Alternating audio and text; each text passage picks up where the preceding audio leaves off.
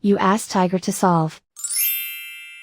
This deals with linear equations with one unknown. The final result is x equals 9.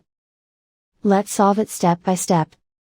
Group all x terms on the left side of the equation. Subtract 2x from both sides. Group like terms. Simplify the arithmetic. Group like terms. Simplify the arithmetic. Group all constants on the right side of the equation. Add 20 to both sides. Simplify the arithmetic.